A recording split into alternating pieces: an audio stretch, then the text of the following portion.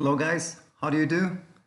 ¿Cómo están muchachos? Miren, pues este es el primer video del tercer parcial, ya para ir concluyendo lo del semestre. Entonces vamos a empezar con el primer tema, está muy sencillito, es una combinación de lo que hayamos visto. Es el pasado del verbo to be, acuérdense que el verbo to be en pasado, dependiendo con el pronombre que se conjugue, adopta dos formas. Was, were, como lo pueden ver aquí en la pantalla. Aquí vienen los pronombres sujeto con los cuales se conjuga de esta manera y con cuáles de esta otra manera. Recuerden que el verbo to be, dependiendo del contexto, lo que estés utilizando para emitir el mensaje, puede significar ser o estar. ¿De acuerdo? Entonces, en este caso, como es pasado, pues era o estaba dependiendo del pronombre. ¿De acuerdo? El tema es past continuous. Vamos a explicar un poquito la combinación de estos dos porque lleva dos verbos dentro de la frase. Uno lo vamos a manejar como verbo auxiliar, el otro como verbo principal, ¿de acuerdo? ¿Verbo auxiliar para qué me va a servir? Pues para hacer negaciones y preguntas. En este caso, incluso en el enunciado afirmativo se toma en cuenta. Y el verbo principal es la acción de la idea que lleva el enunciado, pero con la característica de que tiene que estar en gerundio. Acuérdense, en gerundio, si lo traducimos, son las terminaciones ando, endo en los verbos. Y en inglés llevan el sufijo o la terminación ing. ¿De acuerdo? Bueno, entonces, describiendo a grandes rasgos, el pasado continuo lo utilizamos para acciones que estaban ocurriendo en un momento específico en el pasado. ¿De acuerdo? Vamos, por ejemplo, a poner un ejemplo con los mismos pronombres que me sugiere aquí la explicación. Si yo digo I was talking, entonces yo estaba hablando, en un momento del pasado se estaba haciendo esa acción, ¿de acuerdo? Esa acción específica. Si lo utilizamos con la otra forma del to be que viene siendo para los pronombres we, you, they, you were eating, por ejemplo. Ustedes estaban comiendo, ¿de acuerdo? Entonces la terminación ing va en el verbo principal y el verbo auxiliar sería el to be conjugado en pasado. Recuerden que puede tener estas dos formas. Todo va a depender quién sea el pronombre sujeto dentro de la oración para identificar cuál de los dos debe de llevar. ¿De acuerdo? Las estructuras gramaticales ya las conocen. Afirmación, negación, pregunta y sus posibles respuestas. Entonces aquí tenemos, digamos, un pequeño formulario, un pequeño acordeoncito de cuáles son los elementos y el orden que debe de llevar dependiendo de la estructura. En este caso, si es affirmative sentence, tiene que ir primero el sujeto, después el verbo auxiliar, que viene siendo el to be en pasado, dependiendo de quién sea el pronombre, y por último, el verbo principal en gerundio.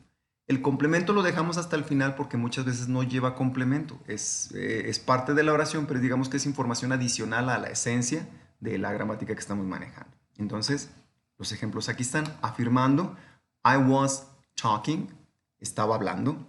Recuerden que en español podemos omitir el pronombre porque va inmerso en la conjugación. En inglés no se puede, tiene que ir siempre de manera precisa y puntual. Otro ejemplo, he was eating, estaba comiendo ¿quién? Pues él, se sobreentiende con la conjugación. They were learning, estaban aprendiendo. Entonces, no tiene ya la mayor complicación. ¿Por qué? Porque el pasado simple ya lo vimos. Entonces, es retomar la forma del to be en pasado más incluir el verbo principal en gerundio, terminaciones ing en inglés. ¿De acuerdo? Bueno, pasamos a la segunda estructura, que es la estructura negativa. El orden prácticamente es el mismo. Lo que se va a cambiar nada más es que después del verbo auxiliar tendremos que poner la palabra not para negar esa información que se está brindando en el enunciado o en la oración específica de la siguiente manera. Si arriba decía en la afirmación I was talking, ahora tendrá que decir I was not talking o I wasn't si lo quiero hacer contraído. ¿De acuerdo? Entonces, no estaba hablando. ¿Quién? Pues yo, porque en la traducción va implícito el pronombre, pero aquí sí lo tengo que poner de manera puntual. Siguiente ejemplo de negación. He was not eating o he wasn't eating. No estaba comiendo. ¿Quién? Él. Entonces, esa es la manera de hacer negación, el enunciado. Por último, they were not learning o they weren't learning. Si ustedes lo ponen de esta manera o de esta otra, significa lo mismo. Nada más que para cuestiones, digamos, formales o académicas, por ejemplo, en un ensayo, en inglés no puedes poner contracciones. Tiene que ir de manera extendida la negación. Entonces, digamos que para que conozcan los dos contextos, ¿no? Si es una plática informal, pues es totalmente válido utilizar una contracción. Si es un documento un poquito más formal, pues se sobreentiende que no la debes de utilizar. ¿De acuerdo?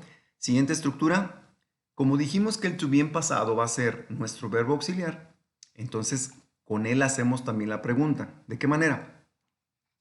Vamos a mandar al inicio el verbo auxiliar. Entonces, para que siga la secuencia de lo que estamos trabajando, fíjense bien, si el pronombre es you, la forma del to be en pasado es were. Entonces, con esa forma del verbo, la mando al principio y nada más al final pongo el question mark, sería el signo de interrogación, y queda la pregunta formulada.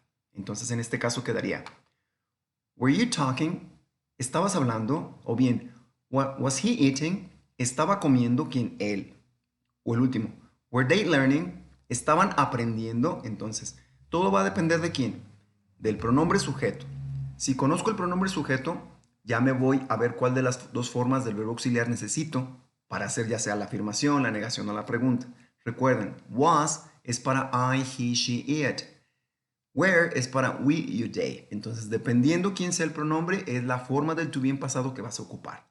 Y el verbo principal, ese no hay pierde. Independientemente quién sea la persona gramatical en la frase, en la oración, siempre va en gerundio, porque la gramática de pasado continuo así lo establece. ¿De acuerdo? Bueno, los usos, aquí viene una parte, digamos, muy práctica, porque aquí más o menos nos da a entender cuándo lo utilizarías. Entonces, fíjense bien. Si bien es cierto que el pasado continuo se usa para una acción en desarrollo en el pasado, cuando otra acción la interrumpe, por ejemplo, si yo digo, when the phone rang, I was eating. Cuando el teléfono sonó, yo estaba comiendo. Entonces, fíjense bien, para eso tenemos estas dos palabras, when y while. When significa cuando, while significa mientras. Entonces, generalmente cuando utilizas pasado simple, directamente va el when, cuando.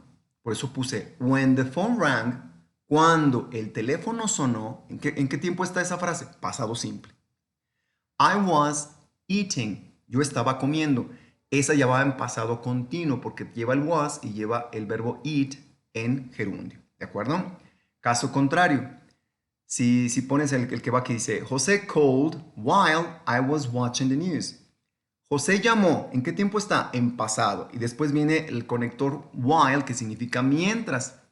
Como lleva el mientras, se sobreentiende que la frase que va enseguida de while tiene que ir en pasado continuo, como aquí lo establece. José llamó mientras estaba viendo las noticias. ¿Sí me explico? Entonces, eso sí hay que tenerlo en cuenta. Jamás puede ir una frase de pasado continuo después de when, o bien una frase en pasado después de while. No, son muy precisos. When para pasado simple, while para pasado continuo. ¿De acuerdo? Pueden venir más ejemplos de tiempo específico, pero es cuando añades, pues a lo mejor el año, a lo mejor la hora, a lo mejor el día específico, pero todo en pasado. ¿De acuerdo? El ejemplo que viene aquí dice, Paula wasn't living in Spain in 2005.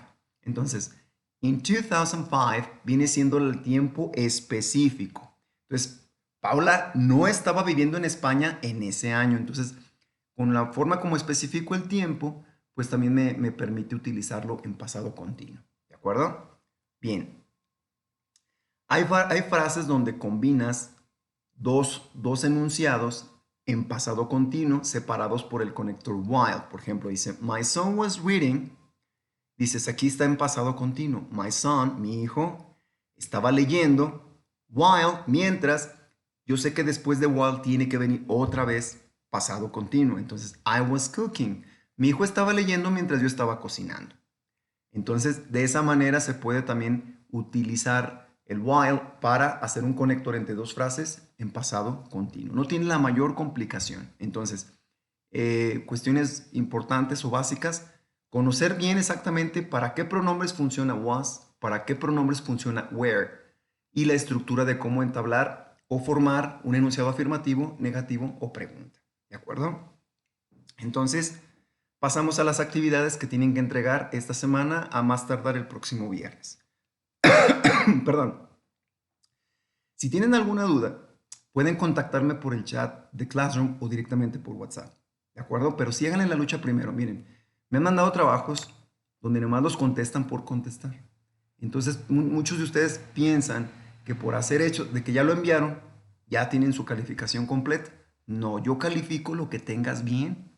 Me han mandado actividades que nada que ver con lo que se les pidió. Entonces, si no cumplen con lo que se requiere para que se califique correctamente, pues aunque la hayas mandado, probablemente tengas hasta un 0, porque no está cumpliendo con lo solicitado. Entonces, para que no pase eso, antes de contestarlas, aclaren sus dudas.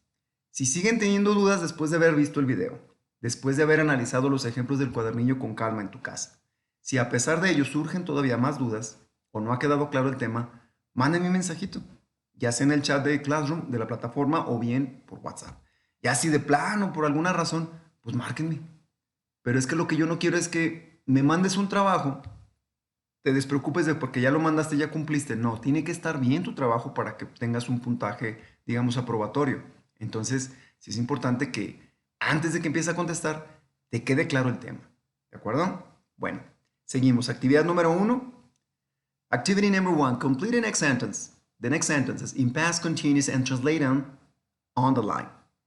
Ojo, niños, siempre es importante y siempre lo pongo de que hagan ese mismo enunciado en español. ¿Por qué? Porque de esa manera yo corroboro que exactamente entendiste el tema tanto en inglés como en español. Haces una analogía del tiempo que estás trabajando en un idioma como en el otro. Porque no tiene caso que lo sepas hacer bien en inglés y no sepas ni siquiera lo que escribiste. Entonces de esa manera yo corroboro que realmente la idea que tuviste para hacerlo en inglés lo puedes llevar a español. ¿De acuerdo? Aquí, si se fijan, el verbo está entre paréntesis. ¿Qué tienen que hacer? Revisar la gramática de past continuous y contestar, complementar, ya sea en afirmación, en negación o en pregunta, pero en pasado continuo. Primero el enunciado y posteriormente su traducción a español. ¿De acuerdo? Esa es la actividad 1. En la actividad número 2, está en desorden la frase. Aquí algunas personas se me confundieron en actividades pasadas, donde nada más me traducían la frase, pero nunca la ordenaban en inglés. No, así está incompleta la actividad, porque la actividad es muy clara. Order the next sentences. Primero hay que ordenarla. Si es pregunta, en forma de pregunta. Si es negación, en forma de negación. Si es afirmación, igual. ¿En qué tiempo? Para que tú te des una idea. Ok, si yo sé que el enunciado afirmativo lleva este orden, pues voy buscando la forma o las palabras clave que me den la idea de primero identificar qué es de las tres. De las estructuras que se explican atrás, ¿qué es? Afirmación, negación o pregunta. Ok, ya identifiqué qué es pregunta. ¿Por qué? Porque aquí estoy viendo el signo, por ejemplo. Entonces, en virtud de ello, digo, ¿cómo se hace la pregunta? Primero va este, después va este, después va este. Ya que la entablé y que me queda correcta, ya hago la traducción correspondiente. ¿De acuerdo? Entonces, esta es la actividad número 2, referente al tema de pasado continuo. Viene más adelante una evidencia de aprendizaje 1. Muchos se las están brincando. No porque no tenga nada aquí abajo, aquí está la instrucción. Estas evidencias de aprendizaje tienen un peso igual que las actividades del cuadernillo. Es decir, esta sí es una actividad del cuadernillo. Pero esta la puedes hacer, no sé, en 10 minutos. Si ves, hasta mucho. Las evidencias de aprendizaje se llevan un poquito más de tiempo porque la actividad es más elaborada y tiene también un valor de un 30% en la calificación final. Por eso sí les pido que con tiempo la vayan preparando. Esta evidencia de aprendizaje 1 no es para esta semana, es para la que sigue, pero necesito que vayan recopilando lo que van a utilizar porque van a grabar un video describiendo lo que estaba pasando en algún tiempo específico que ya ocurrió. ¿De acuerdo? Entonces, puedes tener un periódico viejito, una revista viejita, un libro de historia, y te pido que en ese video grabes, por ejemplo, de la batalla de Puebla, no sé, algún acontecimiento que ya ocurrió y que lo tengas ejemplificado en un libro. Utilizando el pasado continuo, vas a hacer un video corto explicando lo que ocurrió estaba ocurriendo en aquel momento, porque es pasado continuo, ¿de acuerdo? 5 frases que me puedas hacer. Obviamente, pues la vas a ensayar, ya cuando lo tengas listo te grabas. Pero esto, repito, no es para esta semana. Esta va a ser para la otra. Entonces, por lo pronto, ahorita se dedican a hacer actividad 1 y actividad 2. Okay, class? If you don't have any question, see you in the next video. Bye bye. Good luck.